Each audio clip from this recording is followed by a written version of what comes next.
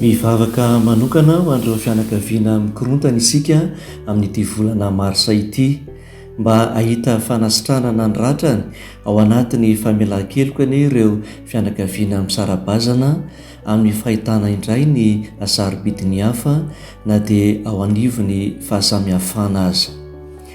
Samy maniry fianakaviana mahafinaritra sy lavrary sika rehetra hoy ny Papa François. Tsy misy lavrary tanteraka nefa satria samy manana ny olana hatrehany sy ny fahasairanany ny fianakaviana tsirairay ary samy manana ny mahasambatra azy ihany koa.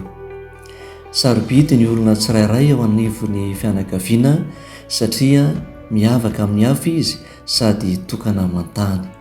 Mety miteraka tsy fifankahazoana sy ratra-po maharary anefa ny fahasamihafana misy. Ny fanafody tsara indrindra manasitrana izany hoy ny Papa François dia ny famelan-keloka. Ny mamela heloka dia midika hoe manome fotoana ny hafa ahafahany manarina sy manatsara. Toy izany mandrakariva no ataon'Andriamanitra amintsika. Tsy mba misy fetra ny faharitan'Andriamanitra. Mamela heloka antsika izy, manampy antsika hiarina ary mamela antsika hanarina hatrany.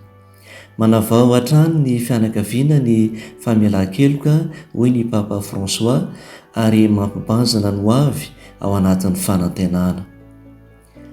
Na dia tsy tonga lafatra aza ny hasambarana irintsika eto an-tany, ny fahasoavan'Andriamanitra dia manome hery antsika hamela heloka sy mitondra fiadanana ho antsika satria manafaka antsika amin'ny alahelo izy sady manafaka antsika indrindra amin'ny fankahalana sy ny lolo-po. Misy ireo toe-panahy manampy antsika amin'izany. Ny voalohany dia ny fahaizana mandray ny fahasamihafana. Fahasoavana tokony ho ararotina ny fisiany hafa eo amintsika satria manamafy ny fifandraisan'ny mpianakavy izy. Ny fianakaviana miombona ho iray dia atambatra ireo olona samihafa mifankatia sy mifanaja ary miezaka mifankahalala tsara sy mifanoro.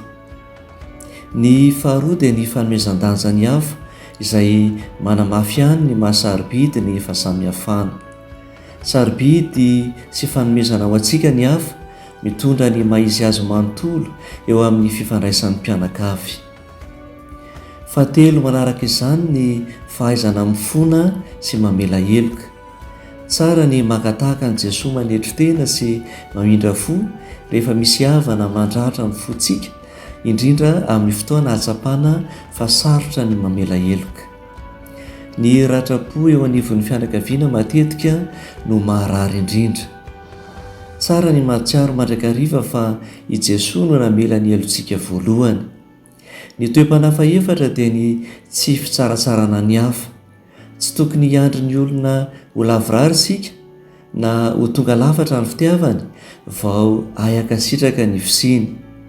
Mitia araka ny maizy azy sy araka ny fahaizany mitia ny hafa, miaraka amin'izay fetrany sy izay kilemany manokana.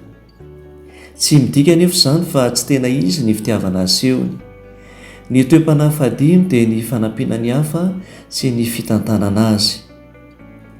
Ny ankonam-piainana kristianina dia tokony ampiroborobo ny fandraisana ny hafa, ny fifanankalozan-kevitra, ny vavaka ary ny fanampiana ny hafa.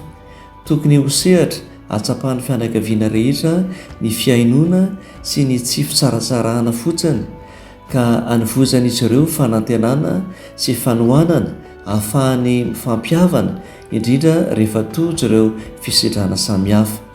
I Jesosy mamindra fo amintsika ihany no fankatahaka ho antsika amin'izany.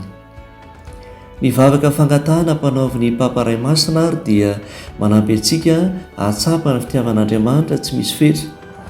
Mandavirary ny indulgence manontolo raisitsika amin'ny alalan'ny Eglizy indrindra amin'izao taona jobily izao.